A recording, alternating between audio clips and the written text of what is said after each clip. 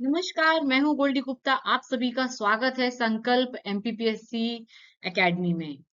तो अब हम इस चैप्टर में मध्य प्रदेश की जो नदियां हैं उसके बारे में पढ़ेंगे। इसके पहले मैं आपको बताना चाहूँ कि ये जो सीरीज है ना, एमपीपीएससी प्रीलिम्स और मेंस दोनों की है, जिसमें कि हम यहाँ पर जो है ऑब्जेक्टिव क्वेश्चंस को भी कवर करेंगे, जो जैसे कि आपके प्रीलिम्स में जो है वो पूछे जाते हैं। साथ ही हम जो आपके 5 मार्क्स है, 11 मार्क्स के क्वेश्चन आपके मेंस में आएंगे। कैसे आपको लिखना है, तरीका आपको लिखने का, हम सब कुछ जो है इसमें कवर करेंगे। तो चलिए चैप्टर को जो है यहाँ पे बिगिन करते हैं कि मध्य प्रदेश की नदियां है ना। तो आप देख रहे हैं कि किस तरीके से नदियों का जो अपवाह तंत्र है मध्य प्रदेश में, मतलब नर्मदा है, ताप्ती है, माही है, ये सारी नदियां जो इनका उद्गम हम पढ़ेंगे, कहाँ इनका जो है मिलन पॉइंट होता है, इनमें बनने वाले जो जलप्रपात होते हैं या इन नदियों के किनारे जो है जो शहर है, मतलब स्थित है, उनके क्या सांस्कृतिक महत्व होंगे, सब कुछ हम कवर अप करेंगे।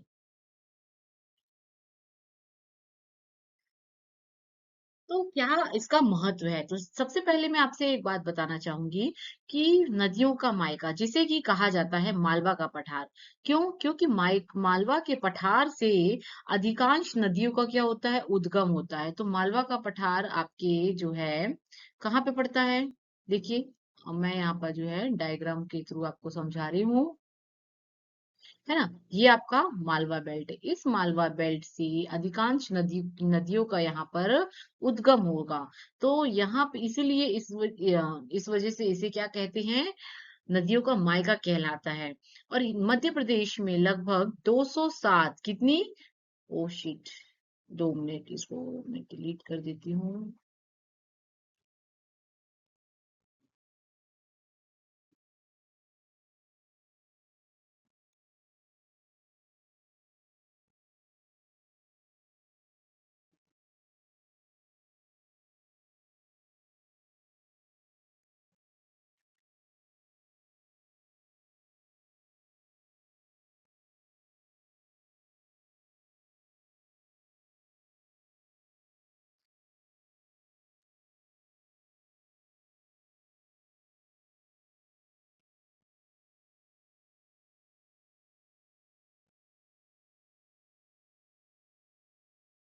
मध्य प्रदेश में 207 छोटी बड़ी नदियों का जो है यहाँ पर उद्गम होता है, इसलिए इसे जो है मध्य प्रदेश का क्या क्या नदियों का मायका जो है कहा जाता है। साथ ही हम इसमें देखेंगे कि किस तरीके से इसके आर्थिक और सांस्कृतिक महत्व जो है नदियों के क्या क्या होते हैं।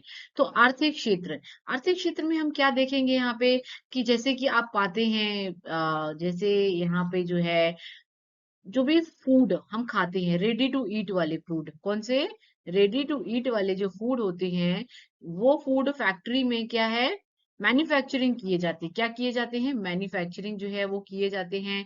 यानी कि एग्रीकल्चर से रॉ मटेरियल को लेके आया, अब उस रॉ मटेरियल को क्या किया गया, मैन्युफैक्चर किया जाएगा। क्या किया जाएगा, मैन्युफैक्चर, जिसके लिए फैक्ट्री या इंडस्ट्रीज है, उसको क्या लगेगी, जलापूर्ति, पानी की जरूरत होगी, है ना। तो वही नदियां जो हैं उद्योगों को क्या करती हैं, उनके कृषि कार्यों में जो है जल की आपूर्ति करती हैं। इस वजह से इसका जो आर्थिक महत्व है वो भी बढ़ जाता है। अब हम देख रहे हैं कि जो भी डैम बने हुए हैं, तो डैम के पास जो है इलेक्ट्रिसिटी को जनरेट किया जा रहा है, यानी कि विद्युत बनाई जा रही है। तो वहीं पर ताप विद्युत ग्रह हेतु जलापूर्ति में भी नदियां जो है सहायक होती है। आप देख सकते हैं, कृष्णा रिवर पर डैम बने हुए हैं, कावेरी रिवर पर डैम जो है बने हुए हैं, बरगी, अवंती सागर, जबलपुर में जो है इलेक्ट्रिसिटी जनरेट की जा रही है। वैसे ही जल पर्यटन जैसे उद्योग से राज्य की अर्थव्यवस्था में योगदान, कैसे, क्योंकि यहाँ पर जो हम देखेंगे हनुवंतिया टापू, तो हनुवंतिया टापू जो है कहाँ पर है, हनुवंतिया टापू इट इज इन खंडवा। इसकी लोकेशन वाइज अगर हम देखते हैं तो मध्य प्रदेश के दक्षिण भाग, यहाँ पर खंडवा में जो है हनुवंतिया टापू है।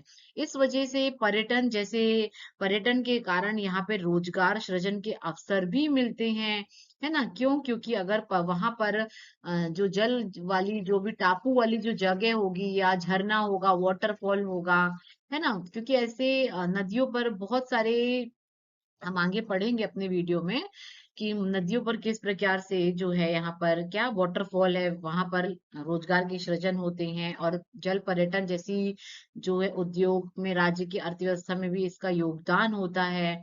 साथ ही मत्स्य उद्योग को बढ़ावा मिलने से रोजगार के विकल्प के रूप में कैसे, क्योंकि नदियों नदियों में जो है वो क्या क्या होता है, तो नदियों में हमें यहाँ पर जो है फिशेस है ना, फिशेस जो है वहां पर पाई जाती है, नदियों में ही पाई जाती है, जिससे क्या है रोजगार के सृजन लोगों के लिए खुल जाएंगे।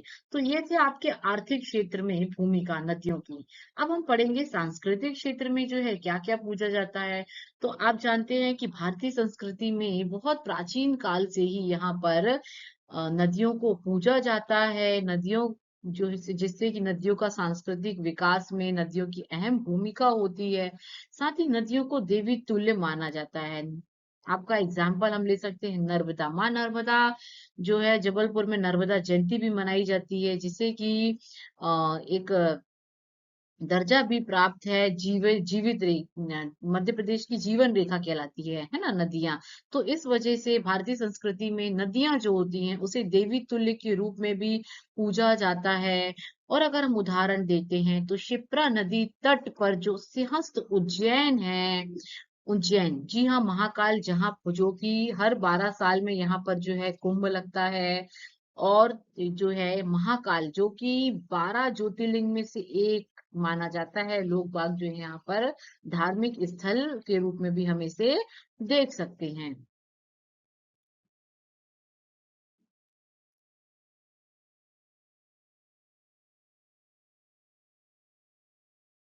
अब हम अपने चैप्टर में पढ़ेंगे कि किस तरीके से नदियां जो हैं, नदियों को मध्य प्रदेश की जो प्रमुख नदियां हैं, ये नदियां कैसे, नदियों को 4 पार्ट्स में डिवाइड किया गया है कि उत्तर की ओर प्रवाहित नदियां हैं, तो वहीं दक्षिण की ओर प्रवाहित नदियां हैं। यहाँ पर पश्चिम की ओर प्रवाहित नदियां हैं, तो ये जो है क्या पूर्व की ओर प्रवाहित नदियां हैं। कैसे, चलिए, उत्तर जो नदी मध्य प्रदेश में उत्तर की ओर प्रवाहित होगी, है ना, जो नदी मध्य प्रदेश में उत्तर की ओर प्रवाहित होगी उसे हम क्या कहेंगे, उत्तर की ओर प्रवाहित नदियां कहेंगे। और इनका ढलान जो है वो किस तरीके से है, जब नदियां उत्तर की ओर प्रवाहित होती हैं तो इसका जो ढलान होता है वो उत्तर पूर्व की ओर है। इस वजह से नदियां जो हैं उत्तर की ओर प्रवाहित हो रही हैं। ये सारी नदियां जो हैं जाकर यमुना नदी में मिल जाती है। कहाँ पर, यमुना नदी में मिल जाती हैं ये नदियां। और ये यमुना नदी जो है आगे जाकर किस में मिल जाती है, गंगा नदी में मिल जाती है। कहाँ, गंगा नदी में मिल जाएंगी। तो ये कौन ऐसी कौन कौन सी नदियां हैं जो उत्तर पूर्व की ओर प्रवाहित हो रही है, तो यहाँ पर चंबल है, शिप्रा है, काली सिंध है ना, पार्वती है, बेतवा है, केन है, टोस है। हम सारा सब कुछ पढ़ेंगे, डिटेल से पढ़ेंगे, जस्ट एक ओवरव्यू मैं आपको दे रही हूँ यहाँ पे।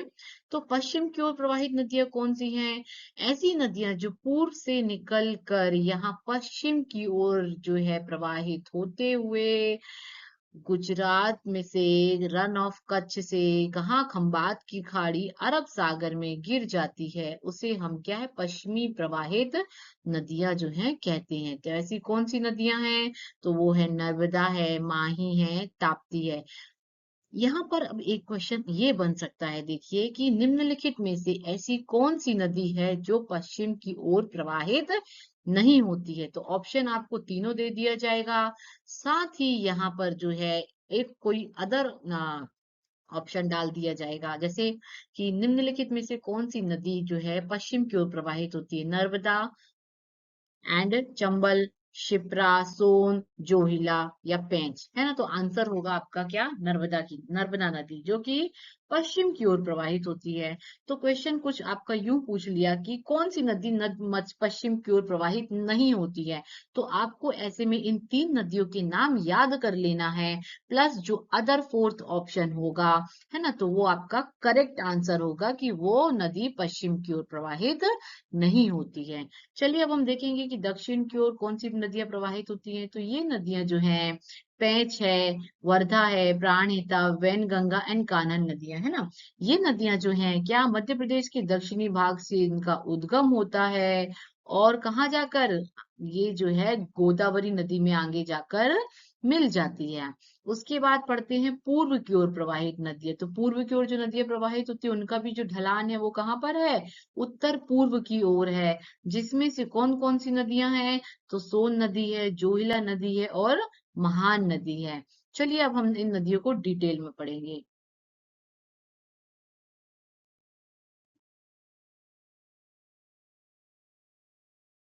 तो सबसे पहले हम देखेंगे कि मध्य प्रदेश में जो 5 नदियां प्रवाहित हो रही हैं उनके अपवाह तंत्र, है ना, क्या कहलाता है? तो देखिए, जैसे कोई क्षेत्र है, क्या है? कोई जब क्षेत्र है और उसके बीच में जब कोई नदी बह रही है, क्या है? नदियां जब इस क्षेत्र को कवर कर ले रही है अपनी किसके साथ? सहायक नदियों के साथ, तो उसे हम क्या कहेंगे? अपवाह, उस नदी का अपवाह क्षेत्र कहेंगे, जो कि कितने किलोमीटर में हो सकता है ना, वो भी देखेंगे, आगे सब कुछ कवर करेंगे। तो पहला अपवाह तंत्र जो है कौन सा है? गंगा अपवाह तंत्र। तो गंगा अपवाह तंत्र जो कि मध्य प्रदेश का सबसे बड़ा अपवाह तंत्र है। क्यों? गंगा नदी तो मध्य प्रदेश में नहीं बहती, फिर गंगा अपवाह तंत्र कैसे? जी हाँ, ये क्वेश्चन बहुत सही कि गंगा नदी जो है मध्य प्रदेश में नहीं बह रही, लेकिन गंगा अपवाह तंत्र जो है मध्य प्रदेश का सबसे बड़ा अपवाह तंत्र है। चलिए देखते हैं कैसे, है ना, वो सब कुछ मैं आपको डिटेल में बिल्कुल आगे जो है पढ़ाऊंगी। मैं पेन टैब के थ्रू आप एक्चुअली आपको पढ़ा रही हूँ, है ना, तो उसमें अंडरलाइन करने के लिए मुझे टैबलेट की तरफ जो है देखना पड़ता है, इस वजह से प्रॉपर आपसे आई कांटेक्ट जो है मेरा नहीं हो पा रहा है। चलिए, तो सबसे पहले मध्य गंगा अपवाह तंत्र जो है उसके कितने 3 उप अपवाह क्षेत्र हैं। कौन कौन सा है? टोस नदी, सोन नदी और यमुना नदी। कैसे? चलिए देखते हैं। जैसे कि ये जो है आपका मध्य प्रदेश है, क्या है? मध्य प्रदेश है ना, एक रफली डायग्राम में आपको हर चीज में समझा के जो है बताऊंगी। तो सोन नदी जो है, जैसा कि हमने देखा, ये पूर्वी प्रवाहित नदी है। कौन सी? है ना, पूर्वी है। यहाँ पे सोन नदी है, टोस और टोस। सोन नदी कहाँ से? मैकाल पर्वत श्रेणी जो है अमरकंटक से इसका उद्गम होता है। तो वहीं टोस नदी सतना जिले से निकलती है। और यमुना नदी, यहाँ से यमुना नदी। तो ये सारी नदियां जो हैं कहाँ पर मिल जा रही हैं आगे जाके? मैंने आपको बताया कि जो पूर्वी प्रवाहित नदियां हैं इनका जो ढलान है वो किस तरीके से है? तो इसका ढलान जो है उत्तर पूर्व की ओर है। तो यानी ये नदियां अपने उत्तर पूर्व की ओर प्रवाहित होती हैं और आगे जाकर कहाँ पे मिल जाती हैं? गंगा नदी में मिल जाती है। इस वजह से मध्य प्रदेश का जो अपवाह तंत्र है, सबसे बड़ा अपवाह तंत्र है, वो कौन सा है? गंगा। गंगा अपवाह तंत्र। और भी बताती हूँ आगे। यमुना अपवाह तंत्र, है ना। तो यमुना अपवाह तंत्र जो है कैसे? मैंने क्या बताया कि अधिकांश नदियों का उद्गम जो है मध्य प्रदेश में कहाँ से होता है? मालवा की पठार, है ना, मालवा के पठार से अधिकांश नदियों का जो है उद्गम हो रहा है। अब हम यहाँ पर देखेंगे कि ऐसी बहुत सारी नदियां हैं। चंबल नदी जो कि इंदौर के महू के पास जाना पहाड़ी से निकल रही है। वहीं बेतवा नदी रायसेन के कुमरा गांव से निकलती है। सिंध नदी है, जामनी है ना। तो ये सारी नदियां, इनका भी जो प्रवाह है, कौन सी? उत्तरी प्रवाहित नदियां इन्हें कहते हैं। तो इनका जो ढलान है कैसा है? उत्तर पूर्व की ओर है। तो ये नदियां जो हैं यहाँ आगे जाकर किस में मिल जाती हैं? यमुना नदी में मिल जा रही है। किस में मिल रही है? यमुना नदी यहाँ से आ रही है, उसमें मिल जाती है।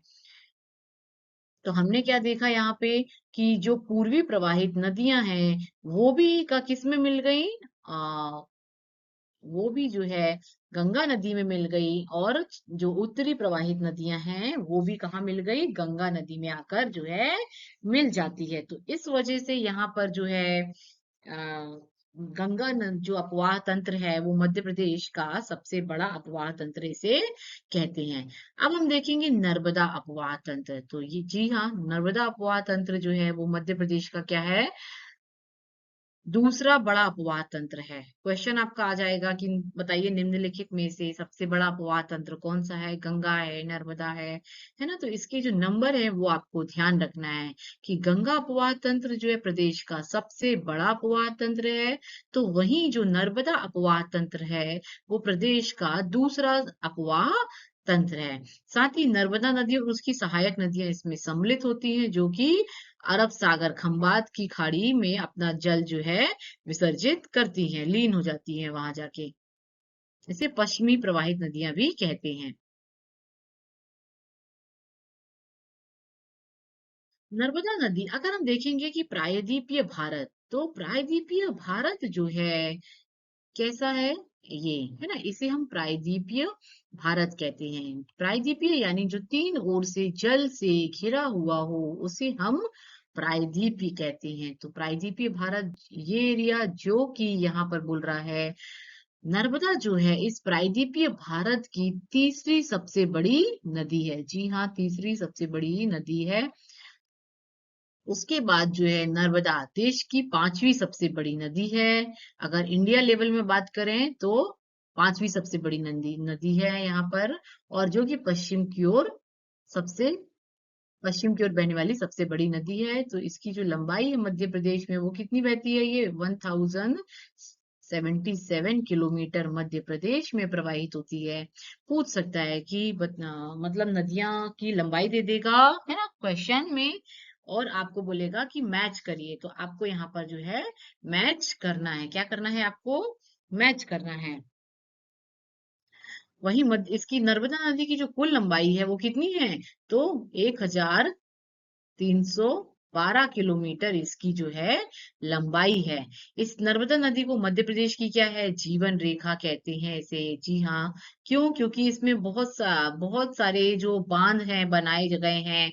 बांधों से क्या है, जो है बिजली की आपूर्ति की जाती है। साथ ही कृषि में भी बहुत ज्यादा सहायक है। और नर्मदा नदी पर जो क्या है, पर्यटन स्थल स्थित हैं। नर्मदा नदी जब अमरकंटक की मैकाल पर्वत श्रेणी से निकलती है, कहाँ से? नर्मदा नदी जब अमरकंटक की मैकाल पर्वत श्रेणी से जब निकलेगी, तो वहां से आगे जाकर कुछ दूरी पर, ये अमरकंटक के मैकाल पर्वत श्रेणी, यहाँ से नर्मदा नदी जब निकलती है तो आगे जाकर ये जो है दुग्धारा जलप्रपात, है ना, कपिल धारा जलप्रपात, और जबलपुर में जो है वो भेड़ा घाट धुआंधार जलप्रपात, ऐसे बहुत से जलप्रपात जो है नर्मदा नदी पर स्थित हैं। गुजरात में भी आगे सब कुछ पढ़ेंगे, आगे दिया हुआ है ना, हम धीरे धीरे करके आगे पढ़ेंगे। चलिए अब हम पढ़ेंगे गोदावरी का अपवाह तंत्र। तो गोदावरी अपवाह तंत्र जो है मध्य प्रदेश में देखेंगे कि ये बहती तो नहीं है, लेकिन कैसे है, तो ये मध्य प्रदेश के दक्षिणी भाग में है। कहाँ पर है? दक्षिणी भाग में है। साथ ही मध्य प्रदेश में सबसे छोटा अपवाह तंत्र कितना है, 154 किलोमीटर इस एरिया जो है। गोदावरी नदी मध्य प्रदेश में नहीं बहती, यस ऑफ कोर्स कि गोदावरी बहती तो नहीं है, लेकिन गोदावरी अपवाह तंत्र जो है उसमें मिलने वाली नदियां जैसे क्या, वैनगंगा वर्धा मध्य प्रदेश से ही निकलती है। कैसे, चलिए समझते हैं।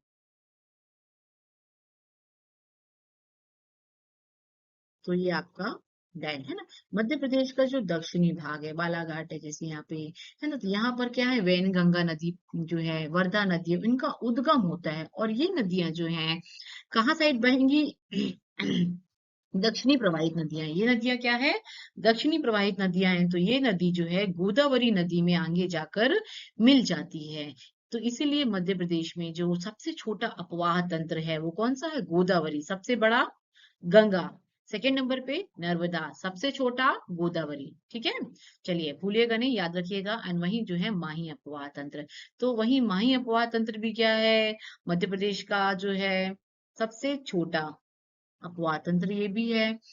साथ ही माही जो है क्या है, इस अपवाह तंत्र की सबसे प्रमुख जो नदी है वो माही है। क्यों? क्योंकि माही नदी जो है वो प्रायद्वीपीय भारत की उन नदियों में से एक है जो कि पश्चिम की ओर बहती है। जी हाँ, माही नदी जो कि हमने देखा कि नर्मदा नदी के साथ नाम है ना, माही, नर्मदा और ताप्ती जो है ये पश्चिमी प्रवाहित नदियां हैं। और ये तीन नदियां ऐसी हैं जो कि क्या है, पश्चिम की ओर बहती हैं और खंबात की खाड़ी अरब सागर में जाकर गिर जाती है। वहां पर एस्चुरी और ज्वार नदमुख का निर्माण करती हैं ये नदियां।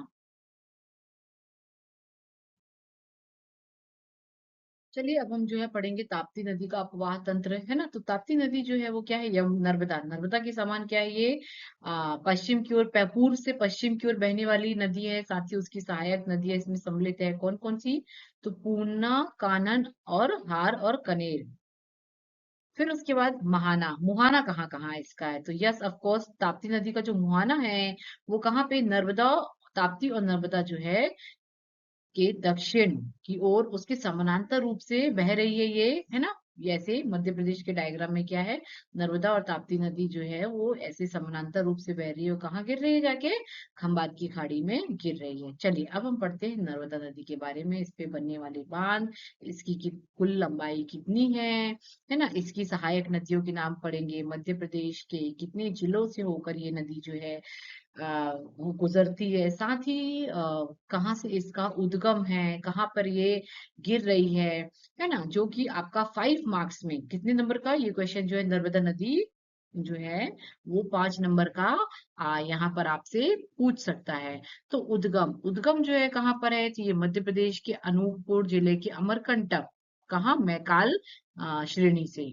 चलिए इसको हम समझेंगे, जैसे कि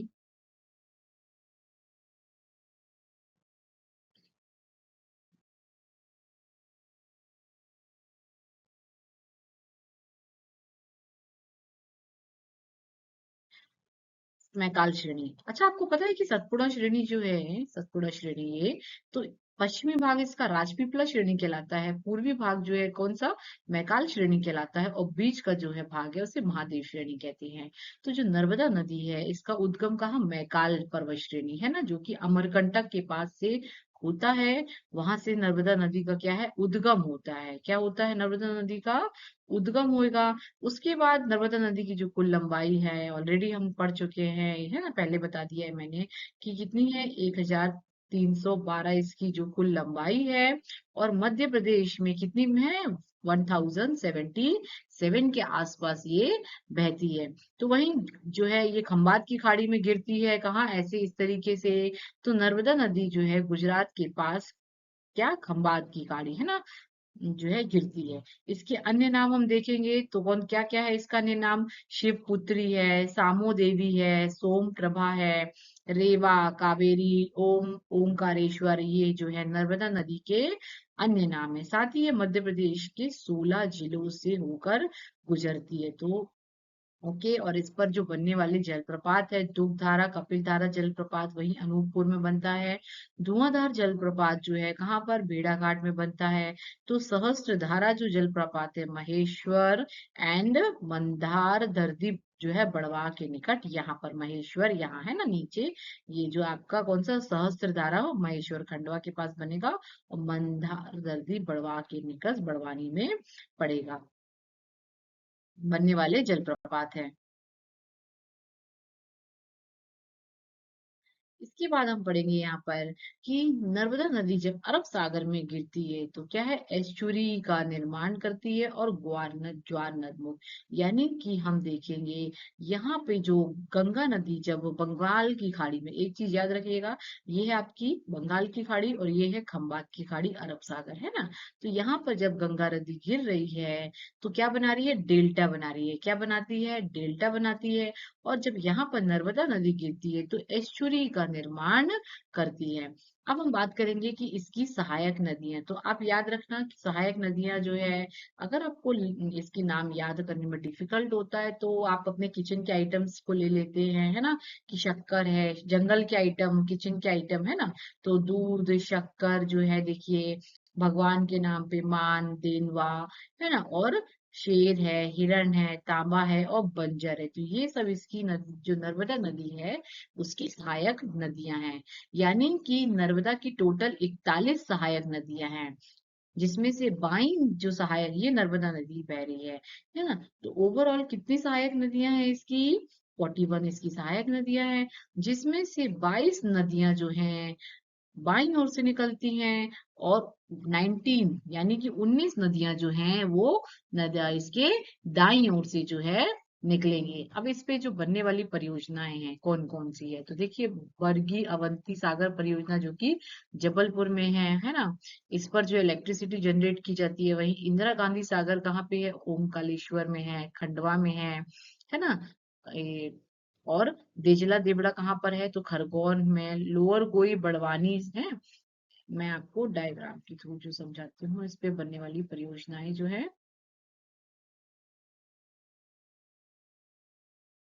किसी भी चीज को आप डायग्राम के थ्रू समझिए। क्यों? क्योंकि इससे अगर आप डायग्राम के थ्रू समझेंगे तो आपको जो है लर्न करने में बहुत ही आसानी होगी।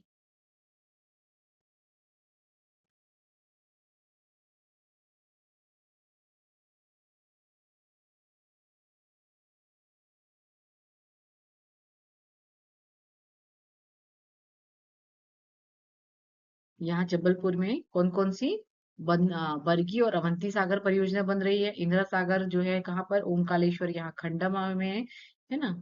मैं लिख देती हूँ, है ना। इंदिरा सागर परियोजना यहाँ पर नीचे बन रही है। वहीं जो खरगोन, खंडवा के बगल में ही खरगोन लगा हुआ है, तो यहाँ पर जो है कौन सी, लोअर गोई परियोजना, कौन सी परियोजना बन रही है, लोअर गोई, है ना।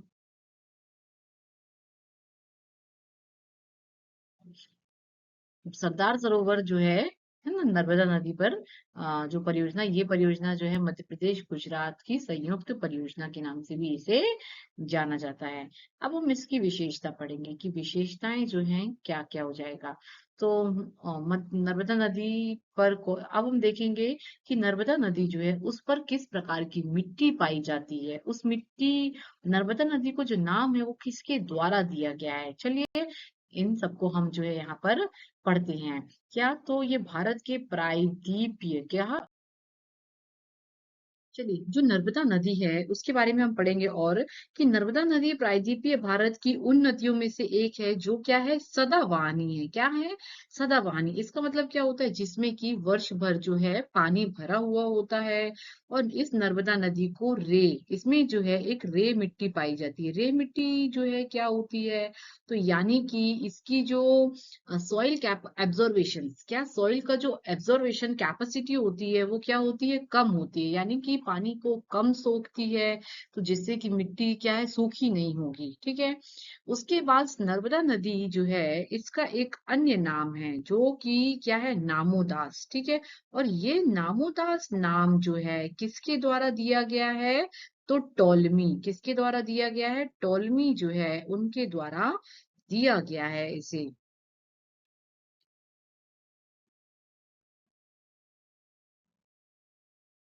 ओके। अब हम यहाँ पर पढ़ेंगे कि नर्मदा, नर्मदा जो जिसे कि जीवित होने का दर्जा दिया गया है।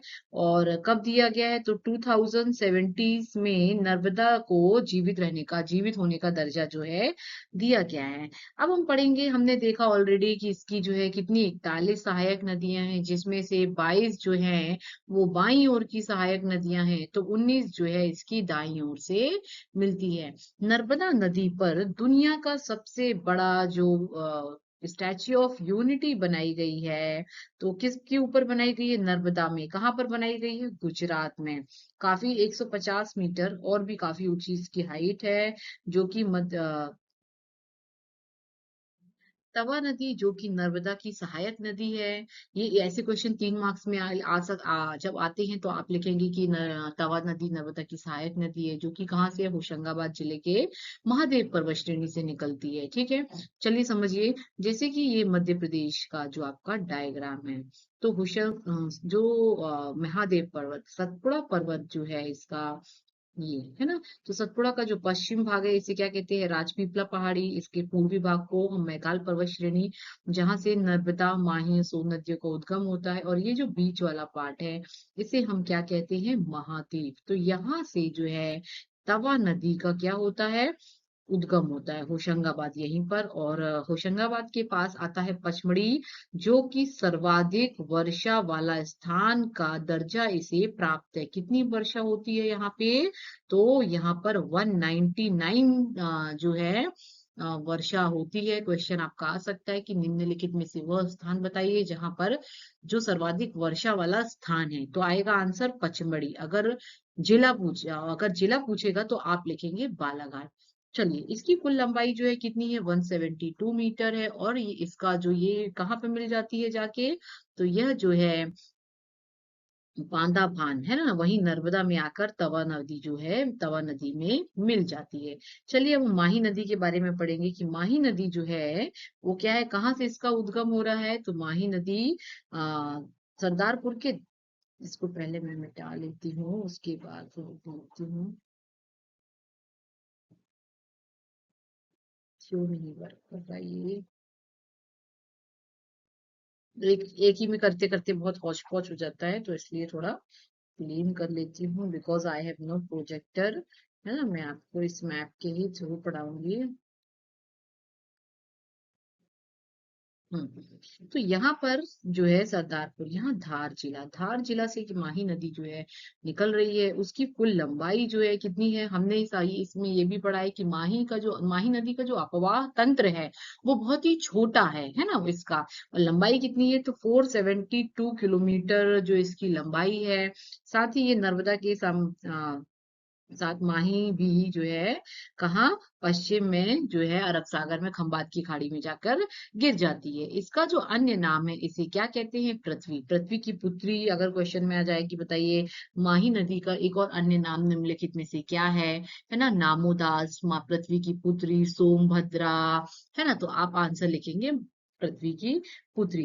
अब यहाँ पर जो है मध्य प्रदेश को कर्क रेखा टू पार्ट्स में डिवाइड करती है। तो माही जो है प्रदेश की एकमात्र ऐसी नदी है जो कि कर्क रेखा को 2 बार काटती है। कितने बार काट रही है, 2 बार काटती है। भारत की एकमात्र, क्वेश्चन आ जाएगा कि निम्नलिखित में से भारत की एकमात्र नदी का नाम बताइए जो कि कर्क रेखा को 2 बार काटती है। तो आपका आ जाएगा क्या, माही नदी। ठीक है। अगर यहाँ पर एक आता है, वर्ल्ड के विश्व में जो है कर्क रेखा को 2 बार कौन सी नदी काटती है, तो मे बी उसका आंसर हो जाएगा लिम्पोपो नदी। लिम्पोपो नदी जो है अफ्रीका में कर्क रेखा को 2 बार काटती है। चलिए, अब हम यहाँ पर जो है उत्तरी प्रवाहित नदियां पढ़ेंगे। तो हम ऑलरेडी डिस्कस कर चुके हैं, है ना, ये क्वेश्चन आपके 5 मार्क्स 11 मार्क्स के के उद्देश्य से हमने कवर अप किया है इसको, कि जो चंबल नदी है वो क्या है, उत्तर की ओर प्रवाहित हो रही है। तो हमने ऑलरेडी पढ़ा है कि इसका जो ढाल है वो कैसा है, उत्तर पूर्व की ओर है। उत्तर पूर्व की ओर होने के कारण ये नदियां जो है उत्तर पूर्व की ओर प्रवाहित होती है और जाकर यमुना नदी, है ना, यूपी के पास इटावा में यमुना नदी में मिल जाती है। तो चलिए, यहाँ पर एक रफ डायग्राम मैं आपको बनाते चलती हूँ। इंदौर के पास जो है क्या, महू के निकट जो है विंध्य श्रेणी के जाना पाव पहाड़ी के जो यहाँ पर एक वाचू पॉइंट है। कौन सा पॉइंट है, इंदौर के पास काकरीबाड़ी पहाड़ी के पास वाचू पॉइंट से शिव चंबल नदी जो है का उद्गम होता है। तो इसका समापन कहाँ होता है, तो ये उत्तर पूर्व की ओर बहते हुए, है ना। फिर कहाँ है ये थोड़ी सॉरी, ये शो पर है ना, ये this is by mistake wrong, Morena जिले, है ना, ये क्या है, उज्जैन मुरैना जिलों से होते हुए ये कहाँ है ना, यहाँ पर यूपी के पास इटावा में चंबल नदी जो है वो क्या है, यमुना नदी में मिल जाती है।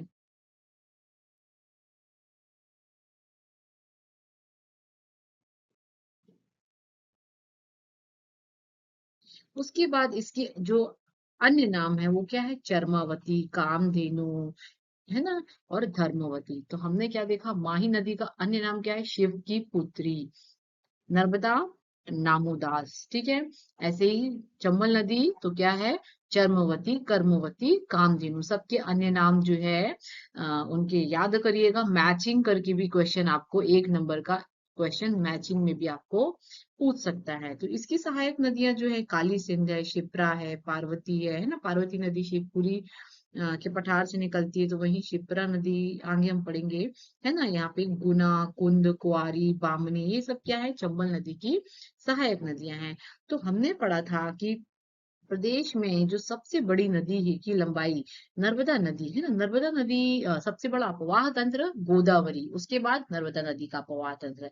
सब प्रदेश की सबसे बड़ी नदी कौन सी है? नर्मदा नदी। कितनी लंबाई है इसकी टोटल? तो 132। ओके, 1312 इसकी लंबाई है। लेकिन मध्य प्रदेश में ये जो है कितनी बहती है? तो 1077 है, 1077 किलोमीटर बहती है।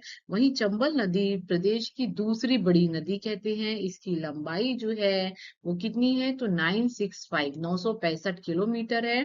और इसे जो है पश्चिमी मध्य प्रदेश की जीवन रेखा के नाम से इसे जाना जाता है। चलिए, तो अपवाह क्षेत्र हम देखेंगे कि ये प्रदेश की क्या है? दूसरी बड़ी नदी है। पहली कौन सी है? नर्मदा नदी। इसका अपवाह क्षेत्र कितना है? तो 43,200 वर्ग किलोमीटर। लंबाई हो गया, हम पढ़ है ना, 965 है। अब ये प्रदेश के कहाँ कहाँ बहती है?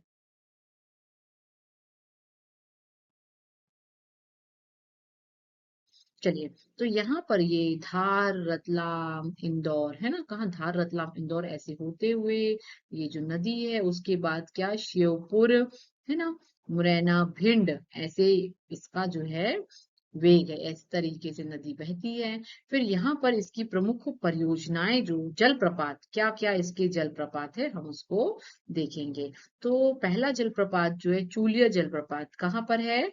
तो चूलिया जलप्रपात जो है वो कोटा में, इस पर, यहाँ पर कोटा राजस्थान ऊपर है ना। तो कोटा में क्या? चूलिया जलप्रपात चंबल नदी पर बना हुआ है। तो वही जो है इंदौर के पास यहाँ पर जो है झाड़ीदार और जलप्रपात और पाताल पानी जलप्रपात जो है इंदौर के पास बन रहे हैं। वहीं पर चंबल नदी पर जो है क्या परियोजनाएं जो है चलाई जा रही हैं। परियोजनाएं मतलब कि उनसे विद्युत जो है जनरेट की जाती है, फिर जिलों में वो विद्युत जो है सप्लाई की जाती है। तो यहाँ पर हम देखेंगे कि गांधी सागर परियोजना कहाँ पर है? मंदसौर। यहाँ पर आपका लगता है ये पश्चिमी एरिया जो है यहाँ पर मंदसौर लगता है। तो यहाँ पर क्या है? गांधी सागर परियोजना 1954 में से चलाई जा रही है। और राणा प्रताप सागर कहाँ पर है? चित्तौड़गढ़। यहाँ ऊपर जो है, ऊपर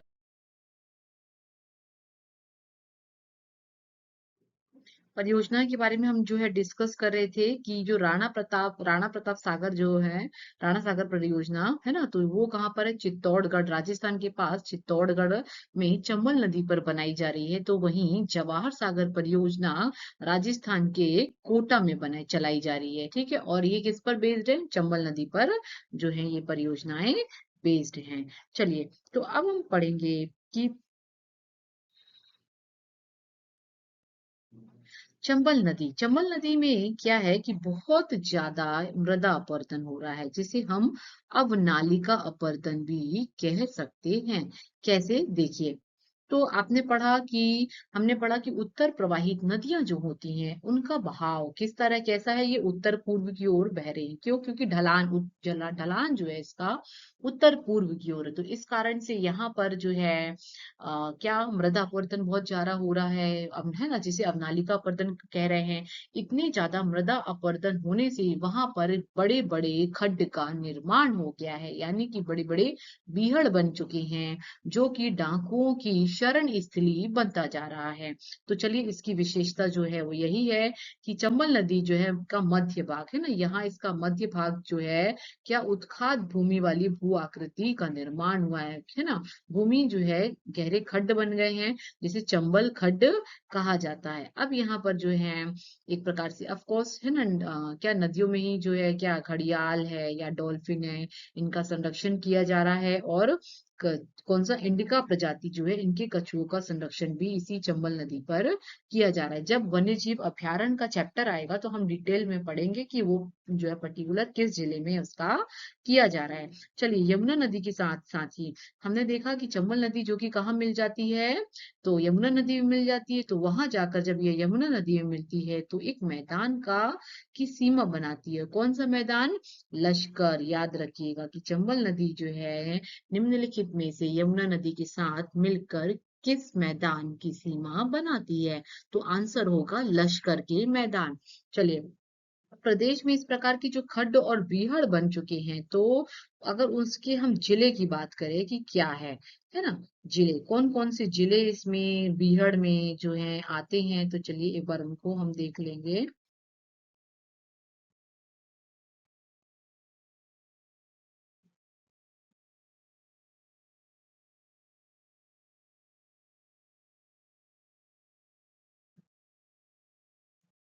ग्वालियर, है ना? आपका ये एरिया जो है ग्वालियर यहीं भिंड आता है, मुरैना यहीं ऊपर साइड आता है ना? और राजस्थान का भरतपुर और धौलापुर के निकट भागों में पाए जाती है। मतलब इतने बड़े-बड़े जो गहरे बीहड़ खड्ड बन गए हैं, तो नॉर्थ का ग्वालियर, बीहड़ और मुरैना और राजस्थान क्या जो है यहाँ राजस्थान, है ना? राजस्थान के कौन-कौन से क्षेत्र? तो भरतपुर और धौलापुर, है ना? के निकट ये सब बीहड़ पाए जाते हैं। चलिए अब वही जो है चंबल नदी जब ऐसे प्रवाहित हो रही है, तो ऑफ कोर्स यहाँ पर उत्तर पश्चिम की ओर लगा है राजस्थान और यहाँ पर मध्य प्रदेश के बीच ये एक प्राकृतिक सीमा का निर्धारण करती है चंबल नदी। चलिए विशेष तथ्य हम इसमें पढ़ेंगे कि चंबल नदी क्या कर रही है, अब नालिका अपरदन और बीहड़ का निर्माण करती है। क्यों? क्योंकि इतने ज्यादा मृदा अपरदन होने से यहाँ पर जो है डाकुओं की शरण इसलिए होता जा रहा, बड़े-बड़े खड्डों का निर्माण कर दिया है। और हमने ऑलरेडी पढ़ चुके हैं, है ना? हमने देखा कि बीहड़ प्रभावित जिले जो है कौन-कौन से हैं, तो यही उत्तर के जो ओर भिंड, श्योपुर, यहाँ पर आपका श्योपुर है, ये भिंड है और ये जो है यहाँ पर मुरैना है। चलिए इसमें डॉल्फिन हाँ, चंबल घड़ियाल जो है या देवरी घड़ियाल केंद्र, अब इस पर जो केंद्र कहाँ इनका संरक्षण किया जा रहा है, तो मुरैना जिला जो है यहाँ पर डॉल्फिन का संरक्षण के लिए केंद्र बनाया गया है उनके संरक्षण के लिए। और यहीं पर डॉल्फिन को और घड़ियाल दोनों को ही क्या है संरक्षण किया जा रहा है।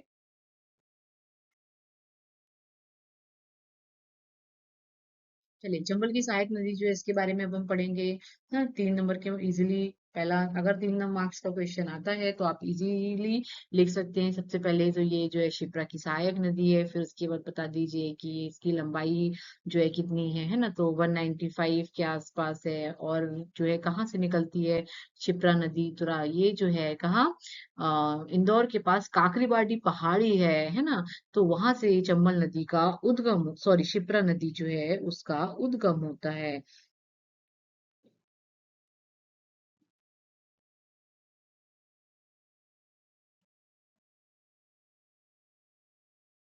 इंदौर के पास क्या है, काकरीबाड़ी पहाड़ी, तो यहाँ से शिप्रा नदी उद्गम होता है ना? सेकंड पॉइंट आपका चंबल नदी की सहायक नदी है और कहाँ मिल जाती है, तो ये राजस्थान के कोटा में चंबल नदी में मिल जाती है। और चंबल नदी जो है कहाँ, यूपी टावा में जाकर यमुना नदी में मिल जाती है। चलिए प्रवाहित जिले, तो शिप्रा नदी कहाँ कहाँ प्रवाहित हो रही है, सॉरी इसके हम अन्य नाम पढ़ेंगे चंबल शिप्रा नदी के, तो कौन कौन सा है, पापहरणी, है ना? फिर सोमवती, अवंती, शिप्रा, इसकी जो है अन्य नाम है। उसके बाद जो है हमने पढ़ा था चर्मवती, कर्मवती, कामधेनु, है ना? ये किसके, चंबल के नाम थे, नामोदास, नर्मदा, रेवा, है ना? इसका रेवा भी नाम है नर्मदा का। सबके जो अन्य नाम जरूर याद रखिएगा, क्वेश्चन में आएगा। फिर सहायक नदी जो है वो क्या है इसकी, खान और गंभीर जो है वो इसकी क्या है, सहायक नदी है। प्रवाहित कहाँ कहाँ शिप्रा नदी प्रवाहित होती है, तो रतलाम, उज्जैन, मंदसौर,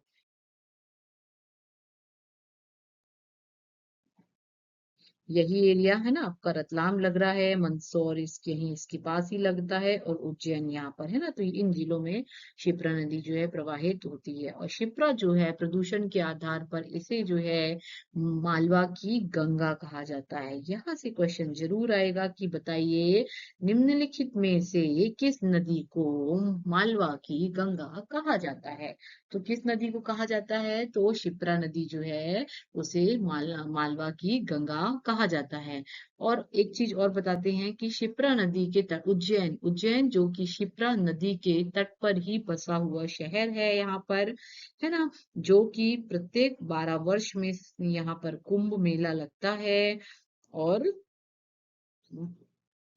तो शिप्रा नदी के तट पर उज्जैन बसा है। चलिए अब आगे बढ़ते हैं। काली सिंध नदी है ना। काली सिंध नदी तो क्या है भाई, ये भी जो है चंबल की सहायक नदी है। इसका अगर उद्गम देखें तो क्या, देवास जिले के बागली गांव के अमोदिया से निकलती है।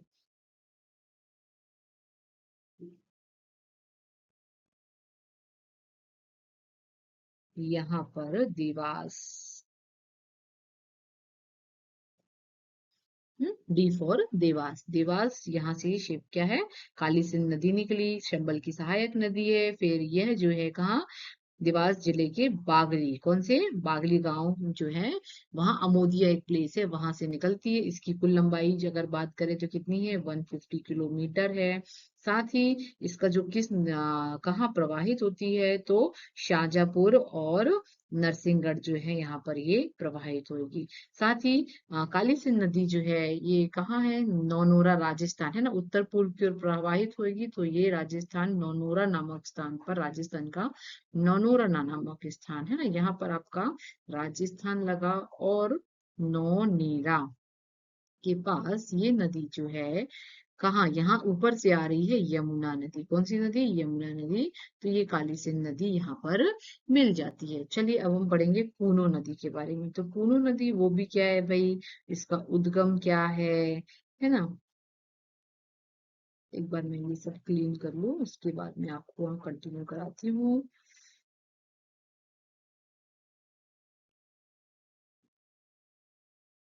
कूनो नदी, यहाँ लगता है आपका शिवपुरी का पठार। तो शिवपुरी के पठार से कूनो नदी जो है निकलती है, और इस पर शायद एक परियोजना भी चलाई जा रही है, कूनो पालनपुर परियोजना है ना। देखिए, तो समापन इसका कहाँ है, तो मुरैना पठार को, मुरैना है ना, यहाँ मुरैना, भिंड मुरैना और ऊपर है। तो उसको पार करते हुए चंबल नदी में जो है ये प्रवाहित हो जाती है। क्वेश्चन आपका ये भी इस तरीके से भी 5 मार्क्स का आ सकता है कि बताइए, मेंस में क्वेश्चन ऐसा हो सकता है कि उत्तरी प्रवाहित नदियों के बारे में आप बताएं, उनकी विशेषताएं बताएं, है ना। तो बता सकते हैं कि सबसे पहले उत्तरी प्रवाहित नदियां कौन कौन सी हैं।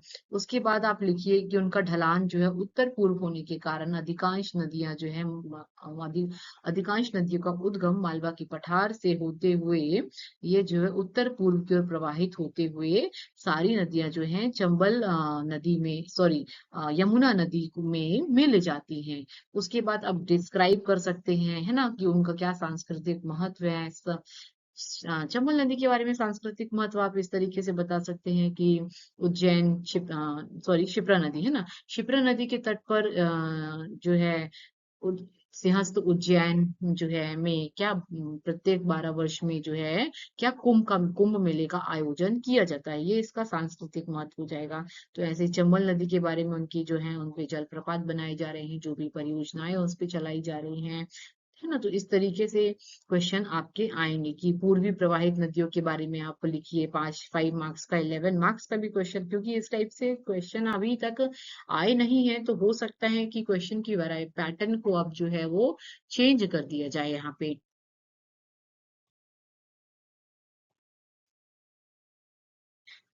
चलिए, तो समापन कहाँ देख लिया, परिचय, ये चंबल की सहायक नदी है। उसके बाद इसका उद्गम, नहीं ये नहीं, उद्गम तो शिवपुरी पठार से होता है।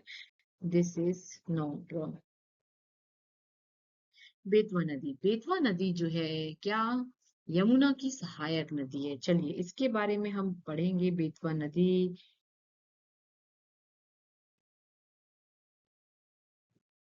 रायसेन के कुमरा गांव से निकलती है ना।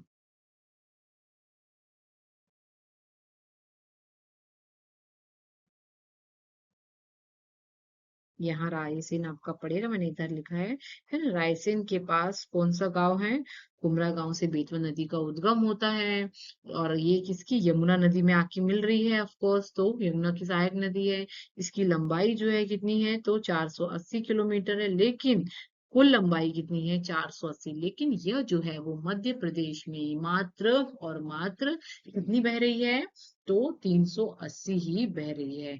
तो इसका आप इसी तरीका है कि 100 माइनस कर दीजिए, तो ये उतनी नदी जो है वो मध्य प्रदेश में बह रही है। उसके बाद देखिए इस कहाँ मिलती है, अगर ये नदी यमुना नदी में मिल रही है तो कहाँ पे, तो यूपी के पास हमीरपुर है। कहाँ पर, यूपी में हमीरपुर में यह नदी यमुना नदी में जाकर मिल जाती है।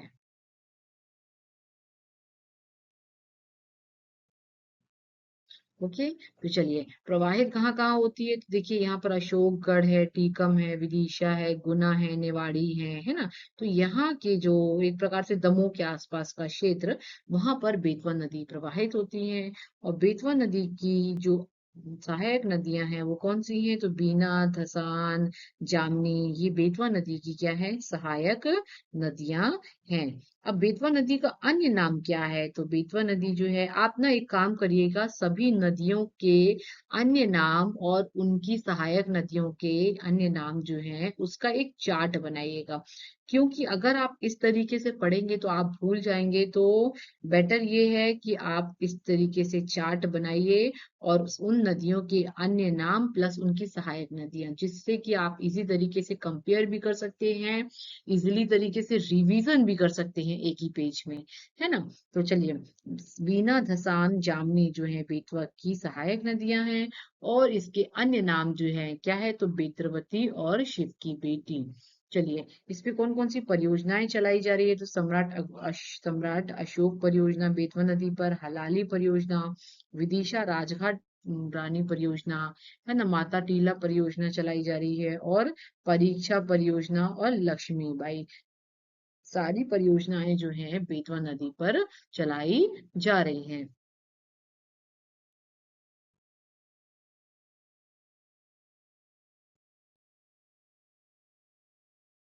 बेतवा नदी जो है मध्य प्रदेश की गंगा कहा जाता है। क्यों, प्रदूषण के आधार पर इसे मध्य प्रदेश की गंगा कहा जाता है। और बेतवा नदी जो है वो बुंदेलखंड के पठार की प्रमुख नदी है। ठीक है, बुंदेलखंड की जीवन रेखा, ऑफ कोर्स यस, अगर ये बुंदेलखंड पठार की प्रमुख नदी है तो ऑफ कोर्स उसकी जीवन रेखा भी इसे कहा जाएगा। चलिए, अब हम देखते हैं कि बेतवा नदी जो है कहाँ, यमुना नदी में जाकर, कहाँ, यूपी के हमीरपुर में जाकर यमुना नदी में मिल जा रही थी। तो ये लगा एमपी और ये है यूपी। तो यूपी और एमपी के बीच की सीमा का निर्धारण कौन करती है, बेतवा नदी। अगर क्वेश्चन आएगा कि मध्य प्रदेश और राजस्थान के बीच सीमा का निर्धारण निम्नलिखित में से कौन सी नदी करती है, तो आपका आंसर हो जाएगा चंबल नदी। दोनों में फर्क समझिएगा, इधर चंबल नदी है और इधर पर बेतवा नदी है। चलिए, तो देवगढ़ का किला और बेतवा नदी किनारे ही बसा हुआ है, और से बेतवा का आइसलैंड की संज्ञा दी गई है। क्या, देवगढ़ का किला जो है बेतवा नदी पर है।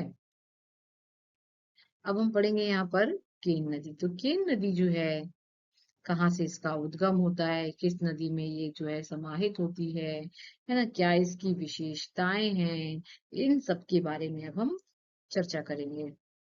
तो उद्गम कहाँ है, केन से कटनी, कटनी के कैमूर पहाड़ी के रीठी जिले से निकलती है। ठीक है, क्या, कटनी जिले के, है ना, यहाँ पर जो है कटनी है, क्या है, कटनी। तो कटनी के कैमूर पहाड़ी के रीठी तहसील से जो है केन नदी निकल रही है। ओके, याद रखिएगा, केन से कटनी, कटनी से कैमूर, वहां के रीठी तहसील से निकलती है। उसके बाद ऑफ कोर्स यहाँ ये क्या है, जो है पूर्वी प्रवाहित नदियां है ना, तो इनका ढाल हमने पढ़ा कि ये भी उत्तर की पूर्व की ओर है। तो यमुना नदी में ऊपर जाके ये मिल गई। इसकी लंबाई जो है कितनी है, तो 427 है। और अगर मिलती कहाँ है, तो बांदा जिला, यूपी का कौन सा जिला, यूपी के बांदा जिले के बांदा जिला में चिल्ला गांव के समीप कौन से भोज हा नामक स्थान पर यमुना नदी में ये मिल जाती है।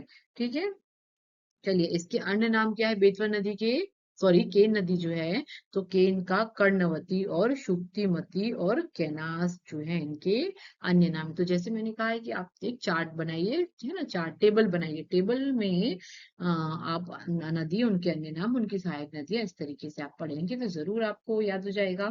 और इसकी प्रवाहित कहाँ कहाँ यह प्रवाहित होती है, तो ऑफ कोर्स कटनी, कटनी से होते हुए ये क्या है, यहाँ पर पन्ना है, छतरपुर जिले हैं, है ना, तो ये केन नदी इधर की तरफ पन्ना छतरपुर में प्रवाहित होती हैं। अब इसकी अगर हम सहायक नदियों के बारे में बात करेंगे तो कौन कौन सी है, सुधार, बना और उर्मी जो है इसकी सहायक नदियां हैं। सिंध नदी। चलिए सिंध नदी के बारे में पढ़ेंगे कि सिंध नदी ये भी जो है यमुना की सहायक नदी है ना? सहायक नदियों में से एक है और इसका उद्गम जो है सिंध तो सिरोज तहसील। मैं मैक्सिमम आपको ऐसा याद कराऊंगी जिससे आपको याद है केन, कैमूर, कटनी, है ना? पहाड़ी से कटनी, कैमूर पहाड़ी और जो भी सीरीज, सॉरी। चलिए सिंध नदी, तो सिंध नदी जो है कहाँ से निकल रही है? सिरोज तहसील। सिरोज तहसील कहाँ पर है? तो विदिशा में है। कहाँ पर है? विदिशा में सिरोंज तहसील है। तो ये आपका है क्या? विदिशा, है ना? विदिशा में सिरोज तहसील से निकली। इसकी कुल लंबाई हमने देखी। केन नदी भी 470 थी, ये भी 470 है। अब ये है ना सिंध यमुना की सहायक नदी। सिंध नदी क्या है? यमुना की सहायक नदी है में से एक है। फिर कहाँ पर मिल जाती है? तो ये भी यूपी की, यहाँ के यूपी जो है उसके इटावा में यमुना नदी जो है मिल जा रही है उसमें। सहायक नदी अगर पढ़ें तो कुंदन और अनपुर। कौन सी है? कुंदन, अनपुर इसकी सहायक नदियां हैं। और प्रवाह का किस किस जिले में ये प्रवाहित होती है सिंध नदी? तो कहाँ प्रवाहित हो रही है? ये जो है विदिशा। विदिशा की सिरोज तहसील से निकली तो वहां तो प्रवाहित होएगी। साथ ही यहाँ पर जो है दतिया में बहती हुई ये गुना और शिवपुरी का पठार यहाँ पर, है ना?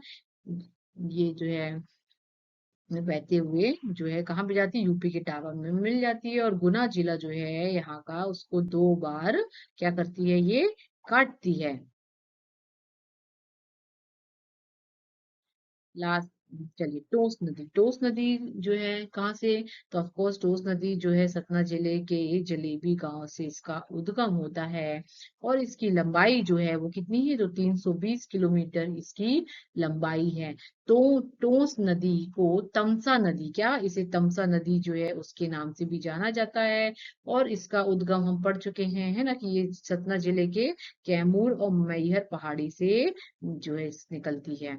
चलिए कहाँ पर? तो टोस नदी जो है इलाहाबाद के निकट सिरसा में गंगा नदी पर मिलती है। तो ये बताइए, एक नदी हमें मिली जो कि गंगा नदी में जाके मिल गई। बाकी सारी अभी तक तो हम पढ़ रहे थे कि जो सारी नदियां हैं वो यमुना नदी में ही मिल रही हैं। लेकिन टोस नदी जो है कहाँ? इलाहाबाद, है ना, यूपी। जी हाँ, वही इलाहाबाद जहाँ पर, जिसे कि अब प्रयागराज कहा जाता है। और वहां पर जो है ये टोस नदी गंगा नदी में जाकर इसका जो है मिल जाती है।